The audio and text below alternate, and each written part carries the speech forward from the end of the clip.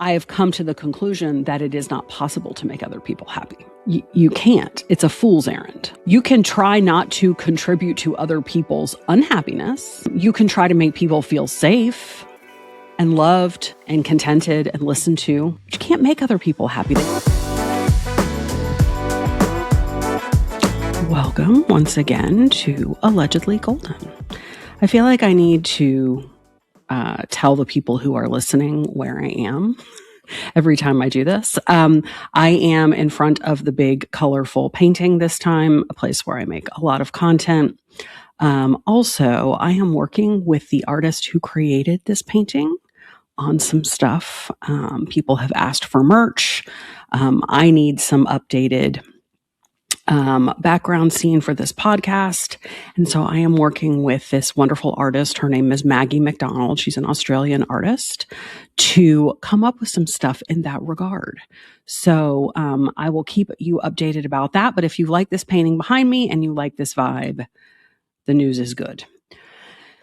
I wanted to start off today by talking about something that I've been kind of struggling with lately, and something I don't struggle with as nearly as much as I used to, but something that kind of never goes away. And that is the idea of guilt. And I don't mean legal guilt. I don't mean guilt versus not guilt. I mean guilt as in the way that we feel. Now, I know that there is some dispute in the psychology community about whether guilt is actually an emotion, which I find fascinating. And I grew up in a time and a place where I was made to feel like I should feel guilty about pretty much everything. I have worked really hard to let go of my guilt about a lot of different things. And I'll tell you my wins and my losses. But it just creeps back in. That feeling, whether it's an emotion or not, it's definitely something you feel. It creeps back in. And I think that for a lot of us, we were just raised to believe that if something is wrong, no matter how big or how small, the very first place we should look as the cause is ourself. It must be my fault. It must be my fault because I didn't get an A on the math test. It must be my fault if that person doesn't like me. It must be a moral failing of mine if something didn't go the way that I wanted it to go. And, I hated it when it was happening. There was something about me, even at the time as a young person, that was like, this isn't right. And so I think as I've evolved, I've tried to minimize the amount of guilt I feel. I think a lot of us have. I think a lot of women my age and close to my age, that is one of the main pieces of deconstruction we've had to do, is like, oh, not everything is my fault. Not everything is a moral failing of mine, right? And that's hard to do, especially because I think we keep so much of it inside. You oftentimes feel guilt on the inside and no one else knows that you're even feeling it, right? But, my brain very much automatically goes there sometimes. Like, oh, well, it must be your fault. Whether it's something about the way I look or something about the way I sound, or if something doesn't go right, it's like, well, I must have done something wrong. And I haven't really succeeded at stopping those thoughts from coming, but I have been marginally successful at recognizing those thoughts for what they are. And that is horseshit most of the time. But I've had a little bit of it creeping in lately, and I've been fighting with it a little bit. And it reminded me of this moment that I had years ago that sticks with me to this day. I was shopping at the grocery store back when I used to physically go to the grocery store. This was, I'm not even sure my son was born yet. This was at least 10 years ago, maybe more. And I had my shopping cart and I was, going through the aisles, and I was coming around the corner to the last aisle, which was in the frozen section, and it was the ice cream aisle. And there was a mother there with a little boy, and the little boy was probably, I don't know, 5 or 6, something like that. And they were looking at all these different ice creams. And one of them was an ice cream, and I don't remember which brand it was, but it had a label on it that said like guilt-free or like guiltless ice cream or something. I was like made out of frozen yogurt. But you know how food labels will say like guilt-free, whatever. And so the kid turned to his mom and he said, "Mom, and my brain was like, oh, he's going to ask what's guilt-free, right? Like he doesn't understand about like diet culture and, feeling bad about what you ate or whatever. But that's not what he asked. What he asked his mom was, "Mom, what's guilt?" And a light bulb went off in my head that guilt is not something that we are naturally, necessarily taught is a thing, right? People will tell you when you're young that you will feel sad and you will feel happy and you will feel scared. But I don't think we really recognize guilt for being guilt until someone explains to us what that sensation is. And this kid, who was 5 or 6 years old, probably kindergarten-ish, early elementary school, did not know what that concept meant. And ever since then, I've really been thinking a lot about, I think what a lot of us think about when it comes to guilt, which is it useful? Is it helpful? There's a lot of debate on that. Some people think that guilt is helpful because it can push you into a direction of making things better. Same with shame. Some people think like, oh, shame is good because, it requires you to change your path. But I think that fails to understand how deeply rooted guilt can get into a person's mind that changes the way they see the world entirely. How that can grab onto and control your reaction to almost everything, right? I mean, for those of us who were taught the first place to look is yourself as the source of the problem, that doesn't mean that you change everything that you see. That means that you hate yourself. It teaches you to hate yourself instead of recognizing things for what they are. And making it some failure of yours rather than failures of a system or another person or something you're not even sure is there, right? Like I see that so much with people who are either deconstructing religion or people who are late diagnosed with neurodivergence. It's like I spent my whole life thinking this shit was my fault, and it wasn't. And that guilt didn't propel them to make big changes. It made them vulnerable. It made them feel less than. It made them feel stuck. And so I really struggle with, is guilt a good thing or a bad thing? I think it's mostly a bad thing. Can it ever be good? I don't know. Let me know what you guys think, but I'm going to tell you some of the things that I have been successful in sort of working on my guilt and the things that I haven't. So the things that I have successfully convinced myself I don't need to feel guilty about at this stage of my life is I don't need to feel guilty that I'm not working hard enough. When I was younger, especially, and I think it probably has a lot to do with the profession that I'm in. It's like, if you're not working 20 hours a day, what are you doing? So I've always had this feeling, and my parents are very like work ethic kind of folks.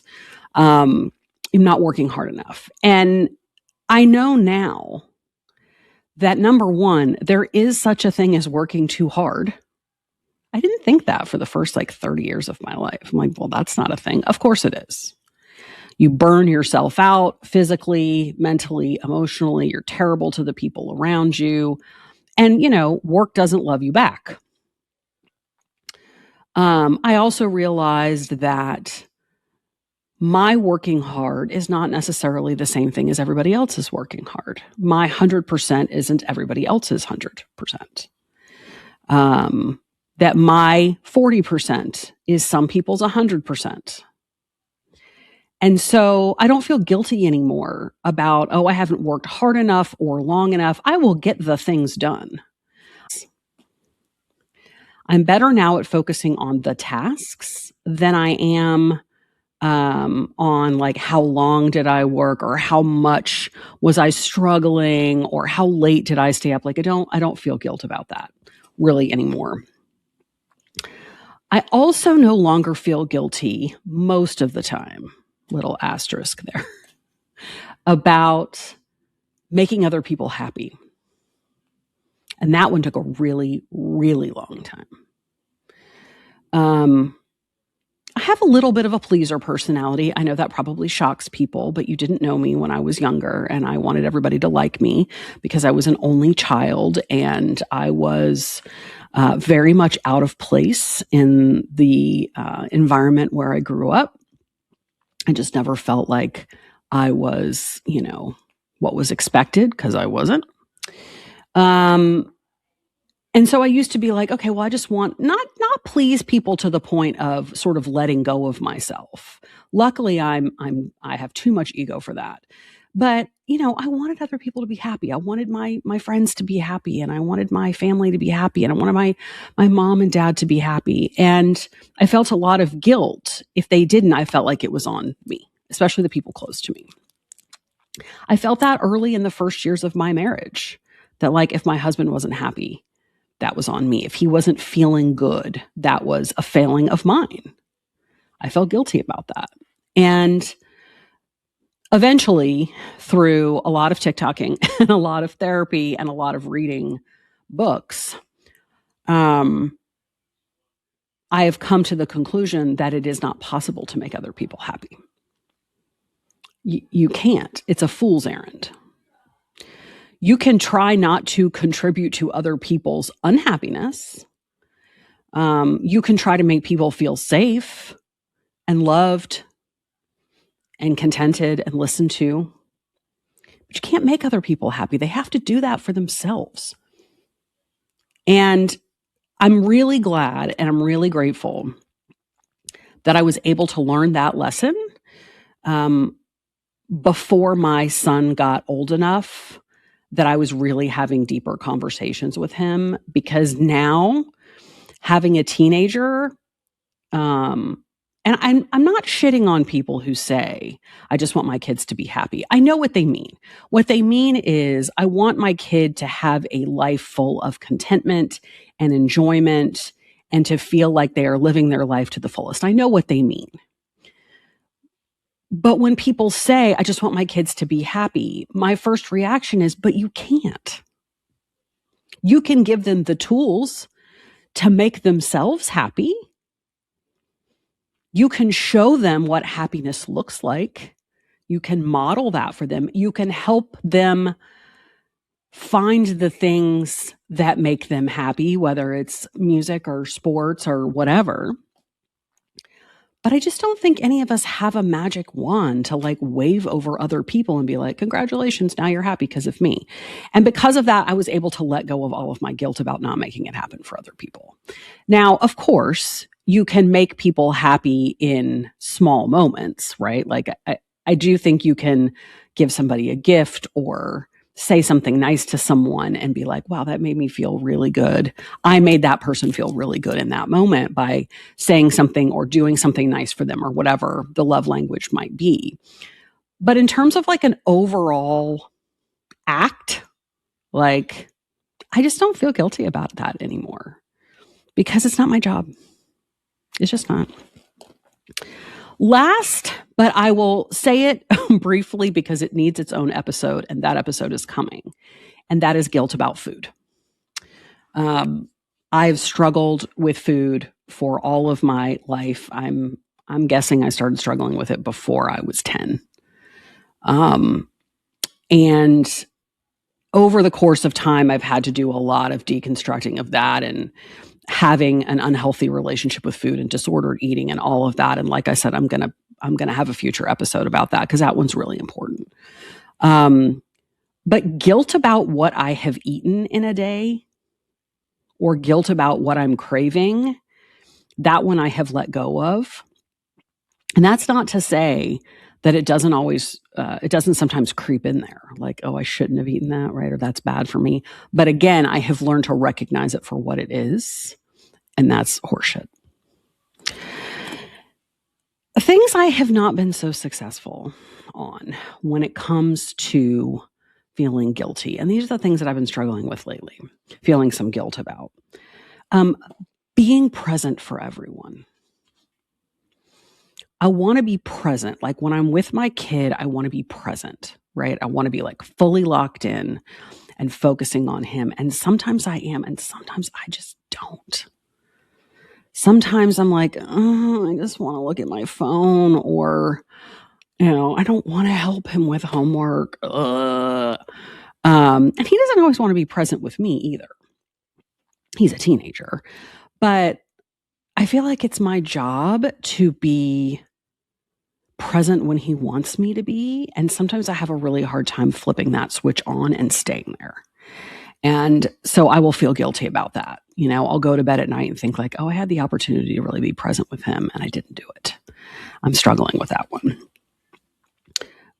Same with my parents. Sometimes, if it's like my mom is having one of her moments where she's talking about, I don't know, some issue she has with my dad for the 9,735th time.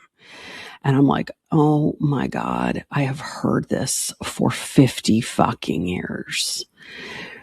I know I'm allowed to be frustrated, but I also know that all she wants is for me to sit there and meet her eye contact and be like, oh wow, that sucks. That's all she wants.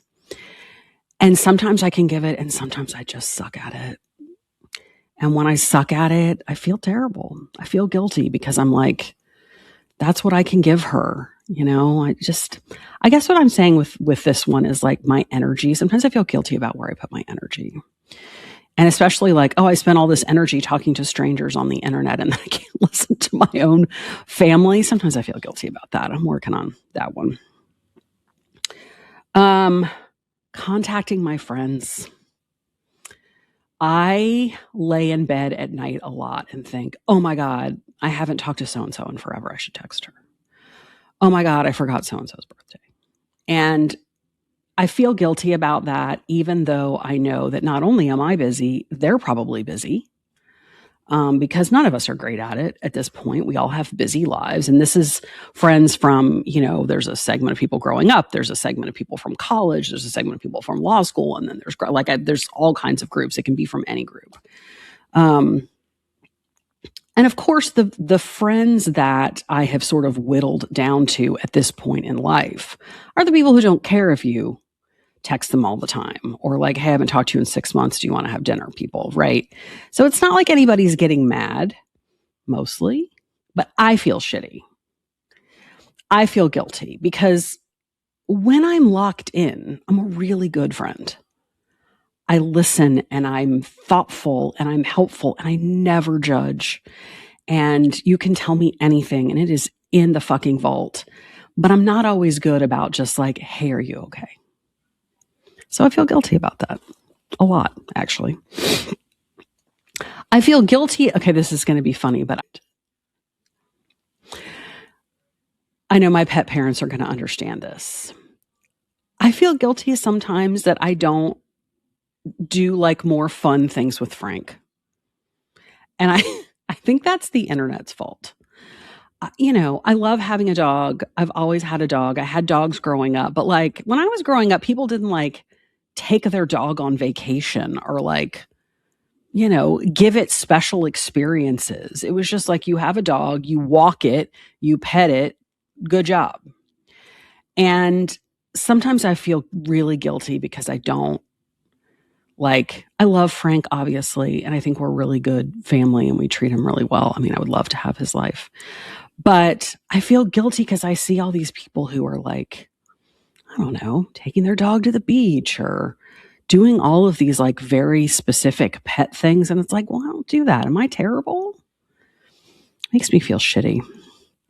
He even his daycare, I could take him to that far more often than I do. It's not that far away from my house. But I don't, because it's a pain in the ass to get him there, and then it's a pain in the ass to pick him up. And depending on what's happening with the day, with like work schedules and picking up kids and all that stuff, it's like, ugh, I can't add that in. He's the first thing that gets dropped, and that makes me feel bad.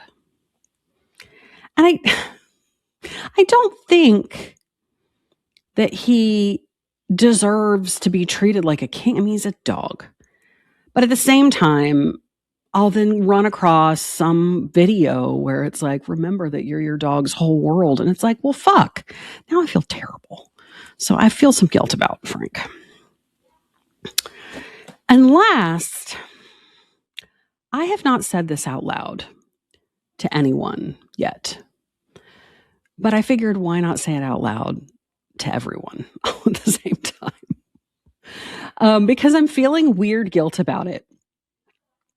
With everything going on in the world, and just like the stress of my individual life and the stress of the bigger world, like we're all looking at ways to cope, and we all cope through different things, whether it's like food or drinking or shopping or whatever our coping mechanisms are. There is one thing that over the past couple of months I have been dying to do that I haven't done in 20 years. And that is that I really want to smoke a cigarette. I do. I haven't smoked in a really long time. I smoked socially in like high school, college, law school. One day I just quit. I've always been able to quit things. I don't have an addictive personality at all. Mostly because I didn't like the way it smelled, I didn't like it in my hair, I didn't like it in my clothes, that kind of stuff. But lately, when I'm like out having a cocktail, especially if I'm sitting outside somewhere, I really want a fucking cigarette. And I don't know if that means I should do it or not, because I feel guilty about it. I feel guilty like, that is bad for you. You would not want your child to do that. Right? Like, how is that going to help? But also, in the grand scheme of the world, is it really going to matter if I smoke a cigarette? I know I won't like not be able to stop because I've stopped before. But I'm feeling guilty about it because I feel like, we've been convinced for so long, like it's a disgusting habit, and it smells, it's terrible, but like I really want it. So I feel guilty about that. Tell me what you feel guilty about or what you don't feel guilty about, or help me with your tricks for not feeling guilty about things, because I think we all struggle with it. And I think in trying to become who we are, especially those of us who are trying to become a version of ourselves in middle age that our sort of younger selves would have looked up to and liked, getting rid of guilt is a big part of it. On to civil disorder. There's a lot and not a lot at the same time. Starting off, speaking of guilt, one of my guilty pleasures is The Secret Lives of Mormon Wives. It's one of the only reality shows that I like. And the new season premiered last week, and I binged the whole thing in about 24 hours. I love that show. I cannot help myself. And I have to say, the fact that Demi, spoiler alert if you haven't watched it yet, the fact that Demi was not there, did not participate, did not give interviews for the vast majority of the season, I think is a result of the fact that she has been sued. So that case where she has been sued by Marciano for defamation based on S.A.'d her. Comments made by her on the show and elsewhere that he S.A.'d her at the Vanderpump Villa. I don't know the timing exactly of when the show was filming, when she stopped filming, and when that lawsuit was filed, but I have a feeling they're connected, because once a lawsuit like that is filed, you cannot talk about that anymore.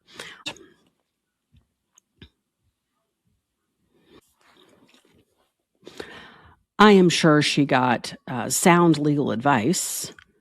Don't talk about that in public. And, once something like that is out there, you're kind of stuck between a rock and a hard place, because you're on the show. It was like the main storyline of last season. But you can't talk about that, and you can't pretend like it didn't happen, right? Because there are storylines from last season that bleed over into this season with like Jesse and the whole thing. So I think she really screwed herself there. I think she went a little bit too far. And now I think she is probably sidelined from talking about that on the show, which means there's no purpose in her being on the show. So we'll see if that gets resolved. She has a motion to dismiss out there. We'll see if that gets resolved. But, my guess is, and I had heard that, she wasn't on the whole season, when they would show like the interview set, and then they would have crickets because she wasn't there. I thought that was kind of funny. The social media trial has wrapped up. Closing arguments were at the end of this last week. I believe the jury is deliberating as I am recording this. Well, not over the weekend, probably.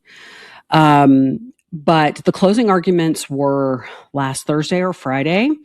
And again, we don't have cameras in the courtroom, so we can't see it exactly. But from the reporting, it sounds like everybody pretty much stuck to their theme that they had at the beginning of the case.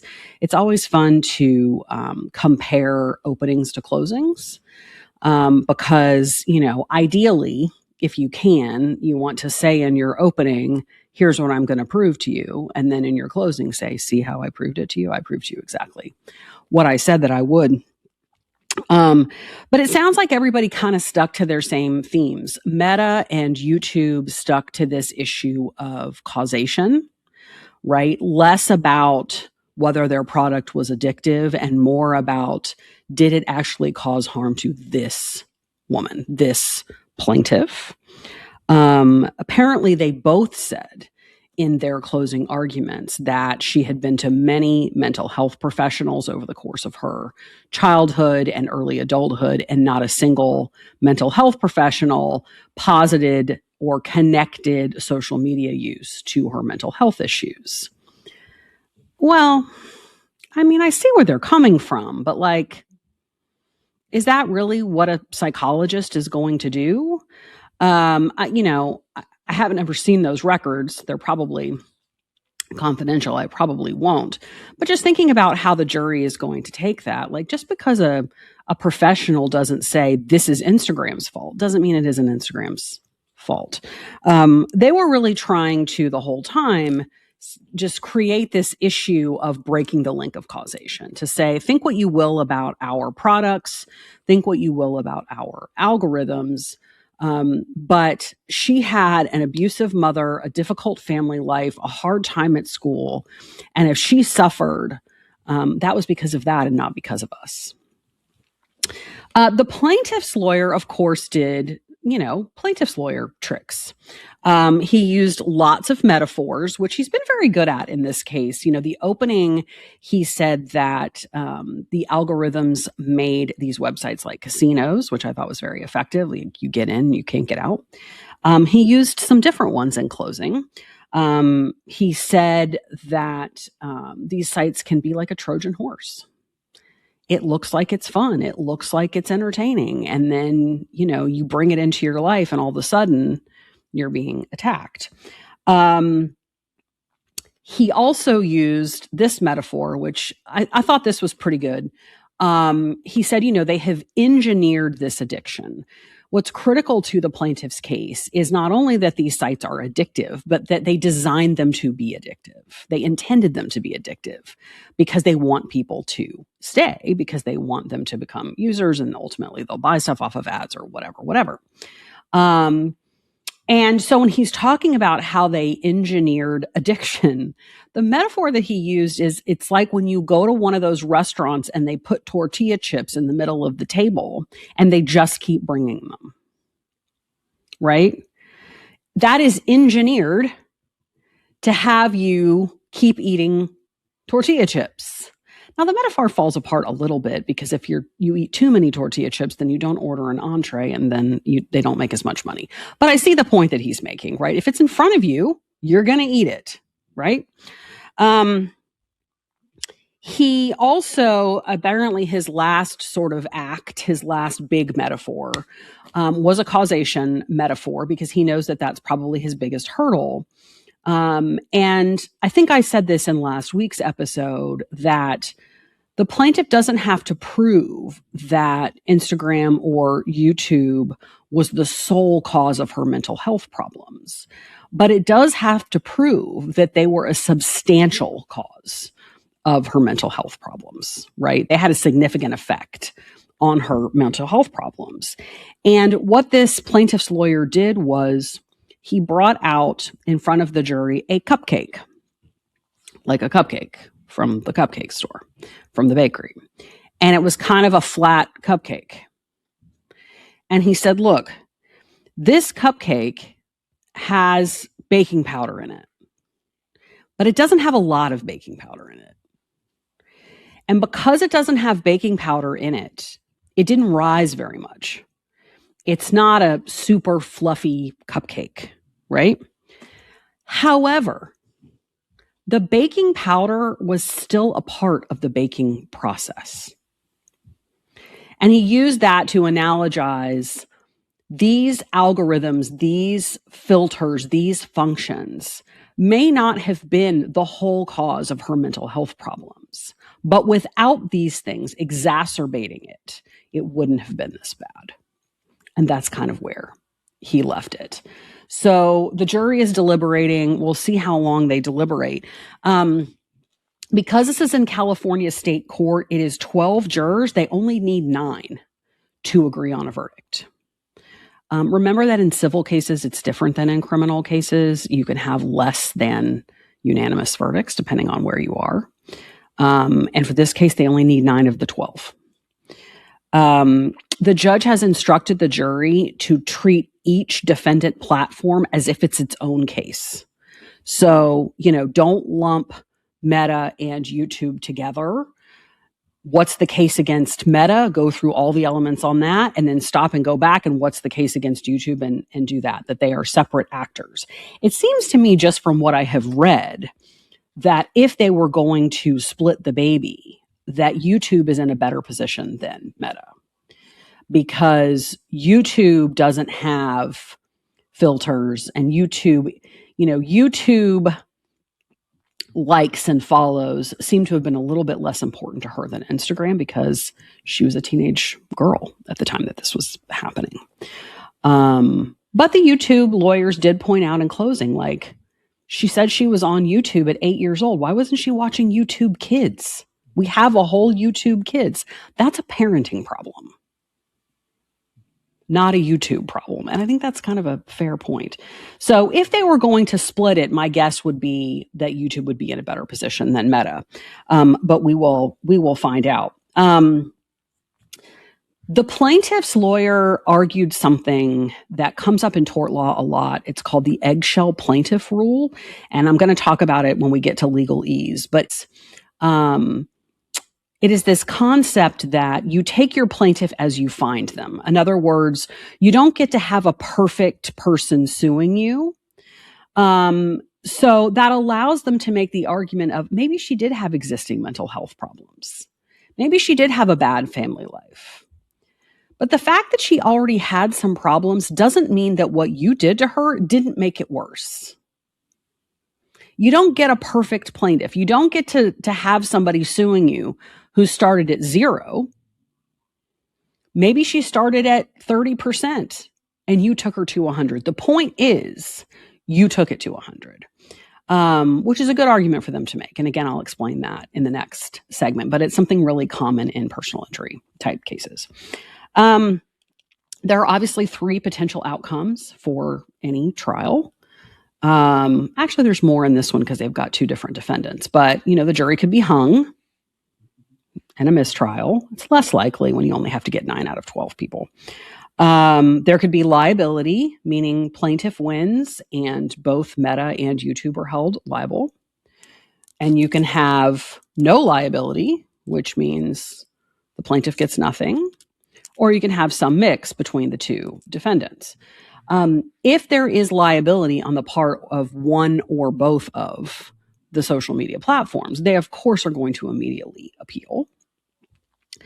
However, that will give all of the people in the 1,000+ other cases that are just like this some indication of what works. I mean, regardless of what happens here in this particular case, it is a bellwether case, meaning everybody kind of wants to see how this one goes. Regardless of how it turns out, everybody involved is learning from this experience. They're learning what arguments work and don't, what juries like and don't, what things to focus on. So it's a learning experience no matter what. So even if the plaintiff loses, that wouldn't be great, obviously, but hopefully they can find out what was the cause of the loss, what was the problem, and then they can fix it for the next time. But the plaintiff's attorneys have been saying in the news, like, the fact that we even got this to trial is pretty much a win. And I think there's some truth to that.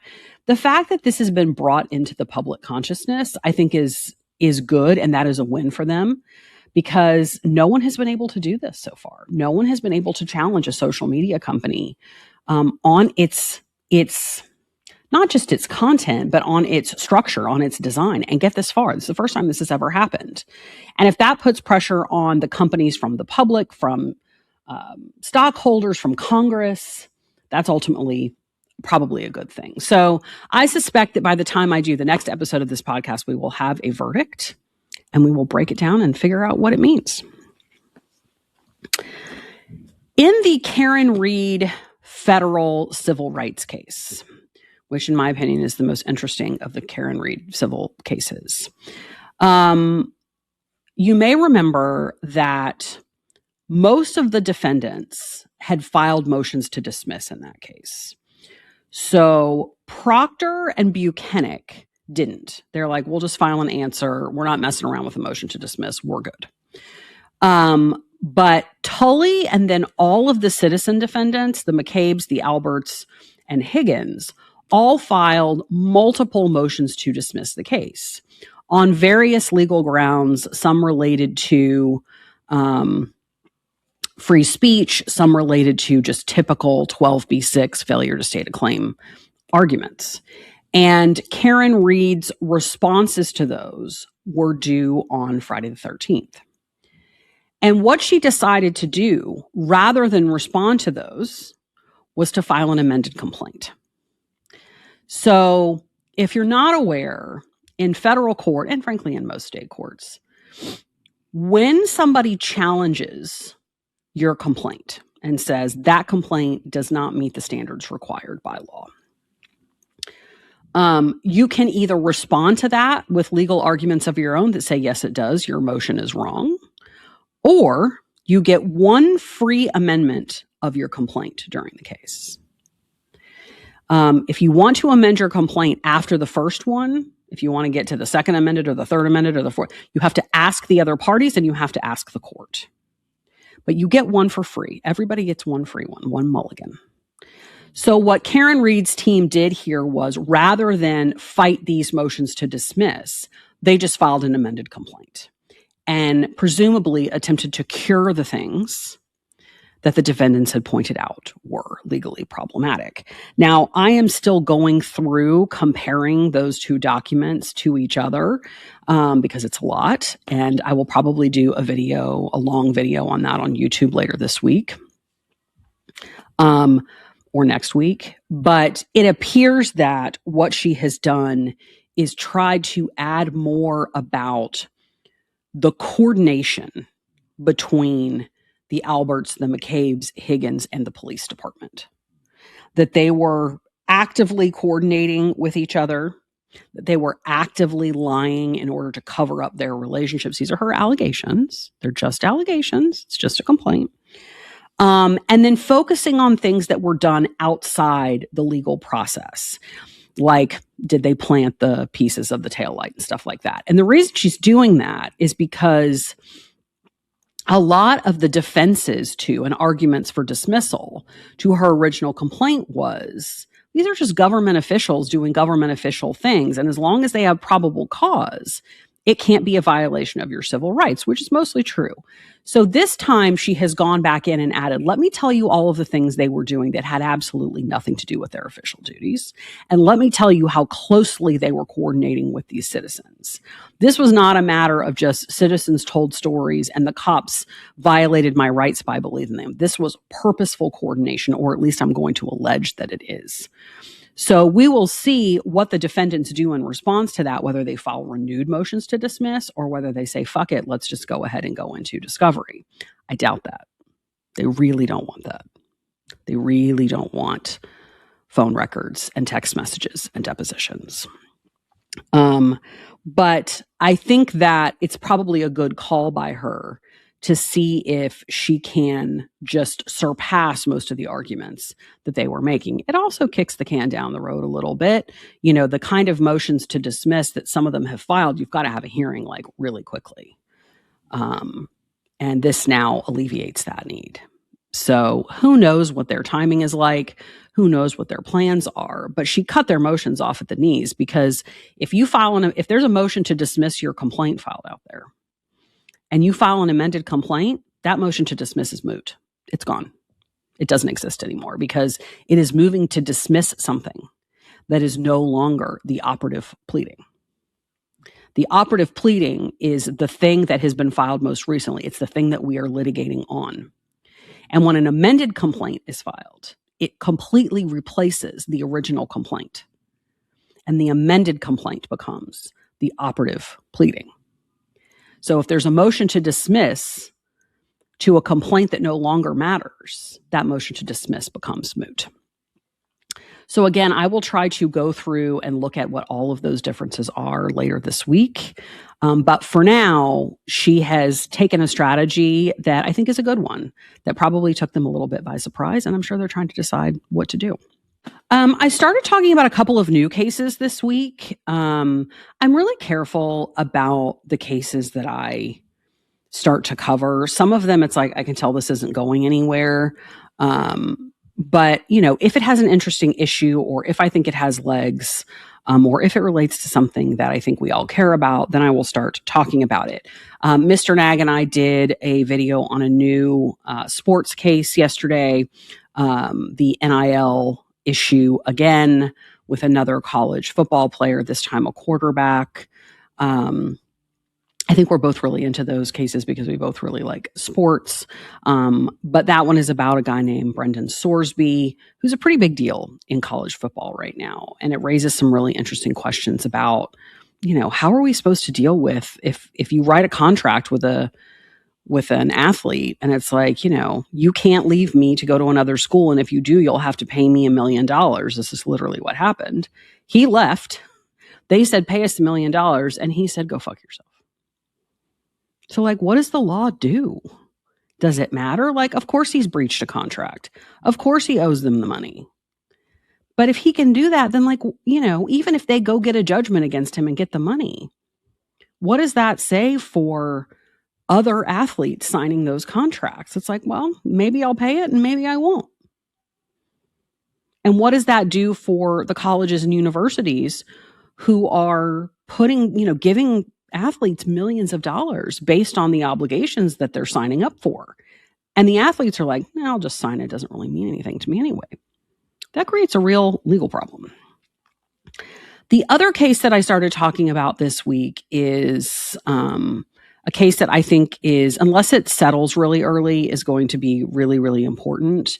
And that is the case that has been brought by the parents of the Idaho 4 against Washington State University. They have sued Washington State University essentially for various types of negligence in what they claim is ignoring Koberger's escalating behavior, while not only on their campus, but in their employ, that he was escalating with his stalking. He was escalating with the way he was talking to women. He was utilizing school resources to do this stalking. Everybody in the community knew that he was weird and potentially dangerous, and they didn't do anything about it. And the argument that they make is, we're not saying that it was foreseeable that Washington State University could have known that he was going to sneak into this house in the middle of the night and kill these people, but that it was foreseeable that he was inevitably a danger to that community. Left unchecked, he was dangerous. And a lot of it is based on the Violence Against Women Act and Title IX, which have been combined together, and I'm going to do a big long video on. But one of the things that we know about stalking, one of the reasons why stalking has been made part of the Violence Against Women Act and made part of Title IX, you think like, well, that's not violence itself, that's stalking, right? Like you see how sexual misconduct and rape and domestic violence and all those things are violence against women. But stalking is not, you're not actually touching anyone a lot of the time, right? Especially when it's cyber stalking. And the thing is, the reason it's included there is because we know that one thing about stalkers is that they escalate. That most stalkers don't just stalk and then that's it. Stalking is part of a spectrum that ultimately leads to violence. And so the argument that these parents have made is you employed this guy, and they tell a lot, they make a lot of interesting anecdotes in their complaint. Now we'll see if they can prove them. Again, it's a complaint. They're just allegations. They're not facts. But they allege that basically all of the people that Koberger worked with at Washington State in their criminology department, which I just find so ironic, they were protecting themselves. Like, I always have my door open when that guy's talking to a student because I want them to feel safe. I had to have somebody walk me to my car because I was scared of him. They were protecting themselves from him, but they weren't protecting anybody else. And so we'll see where it goes. But, it's not a case where Washington State just said, as soon as the complaint was filed, how much of a check do you want us to write? They didn't. They didn't even file a motion to dismiss. So I'm not sure that they are going to just settle it. They may. But this also might be a case where they feel like they need to vindicate themselves, where it's not going to be good enough to just say they settled for an undisclosed amount, because the public will assume that means they did something wrong. But I think it's an important case either way, so I'm going to keep following it. That video is on all of my other channels if you are interested in watching it. In fact, I think there's 2. And last but not least, our good friends, Blake Lively and Justin Baldoni. I think we're going to get the order this week. That's my guess.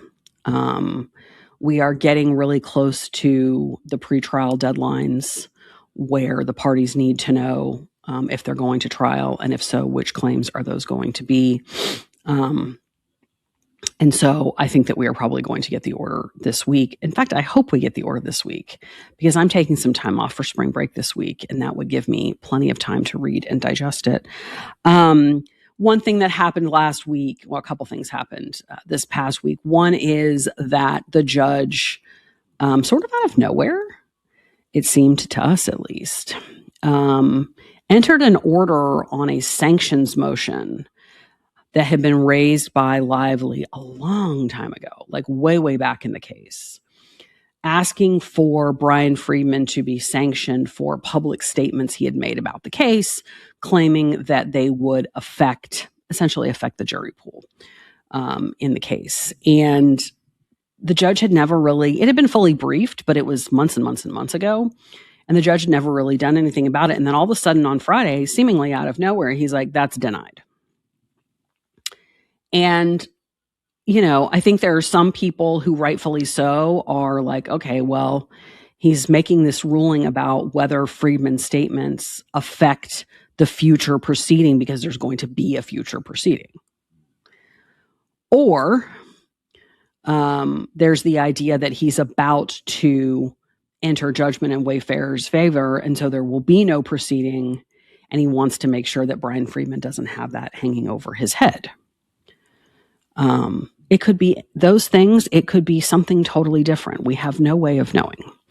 But I think that kind of shocked people, and they were like, are more orders coming? They weren't. And we'll never know what's going on in that guy's head. Who knows?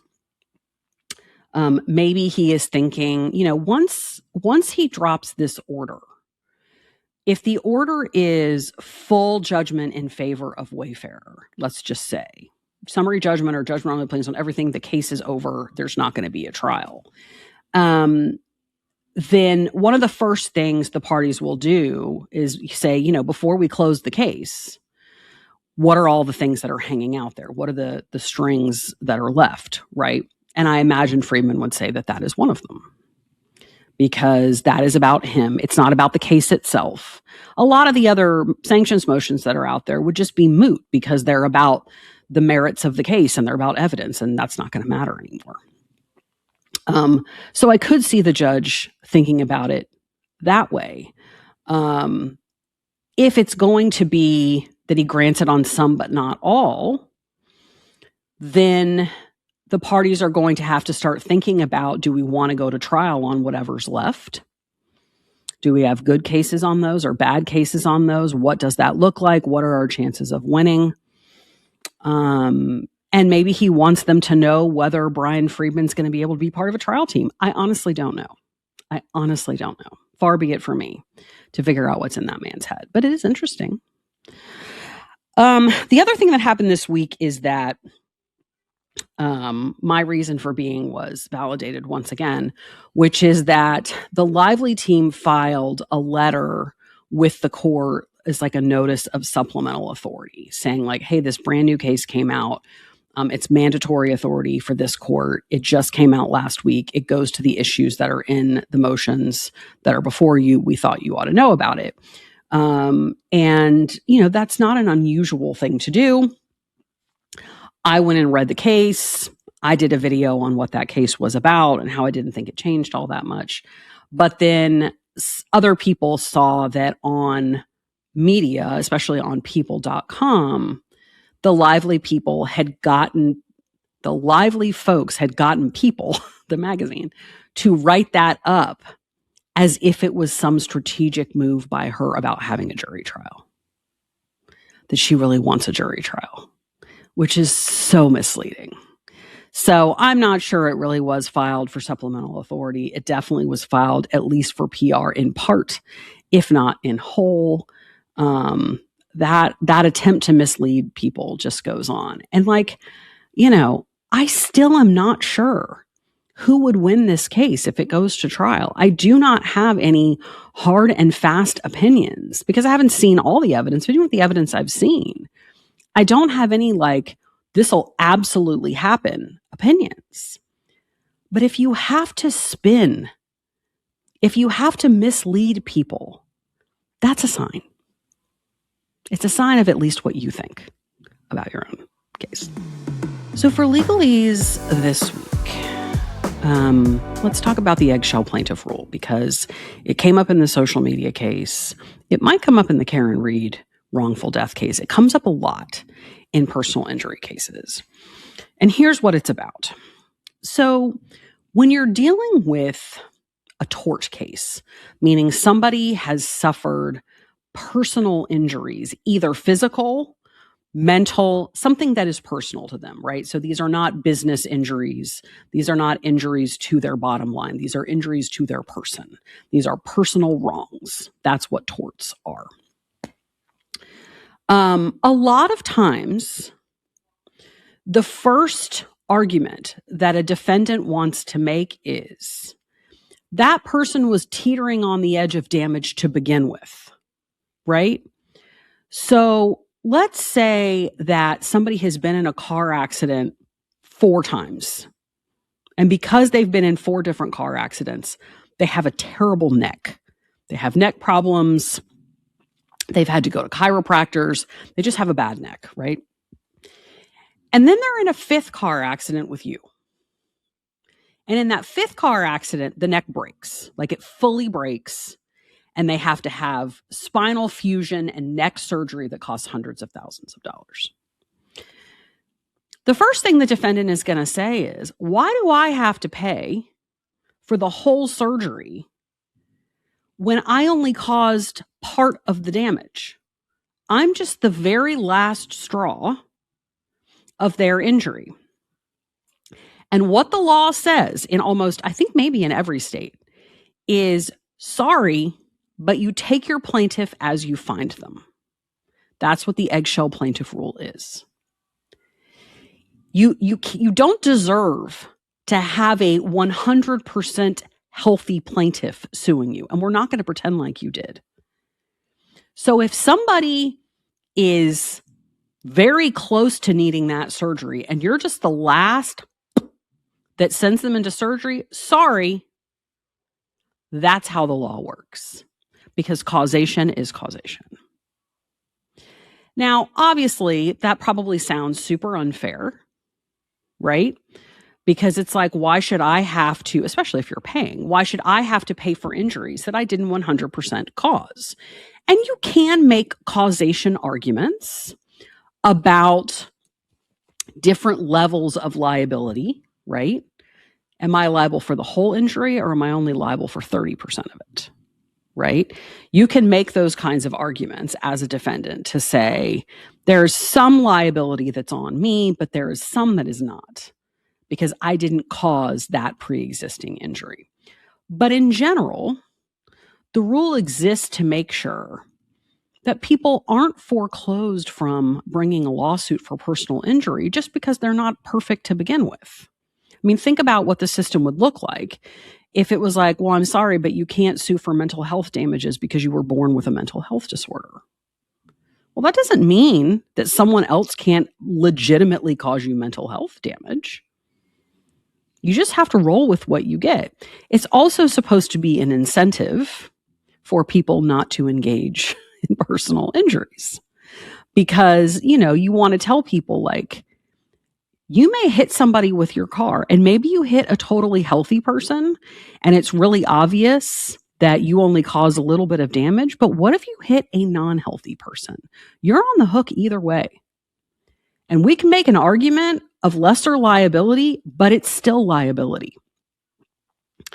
And I think it was pretty cleverly used by the plaintiff's lawyer in the social media trial by saying, look, even if this young woman, well, we shouldn't say young woman anymore, even if this girl had problems at home or was bullied at school, that doesn't mean that your social media platforms didn't take advantage of that and make it astronomically worse.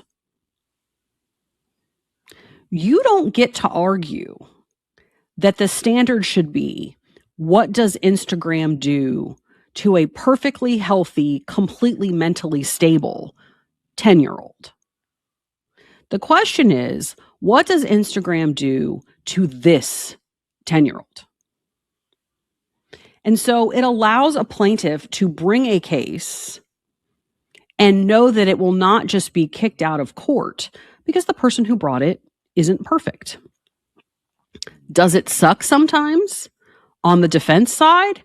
Of course.